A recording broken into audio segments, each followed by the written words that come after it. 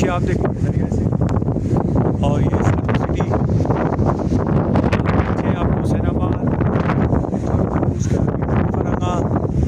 और मैं हूँ नाज़रीन इस वक्त खरबूजा फोर्ट पर। देखिए माशाल्लाह खरबूजा फोर्ट के बारे में है कि जैसे 14वीं सदी में बोखान ने तामीर करवाया और 15वीं सदी में इसकी तामीर करवाई अली शेर खान अंजन ने। तो यहाँ पर आए आप, जिन्हें हाइकिंग का शौक़ है वो उन्हें ये जगह ज़रूर देखनी चाहिए।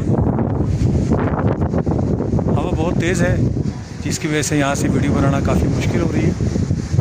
देखिए माशाल्लाह स्कर्दो का नज़ारा देखिए आप सामने। वो जो चोटी है सामने, ये दोसाई की चोटी है, उसके बैक में जो है दोसाई है। और ये स्कर्दो सिटी का नज़ारा देखिए आप माशाल्लाह।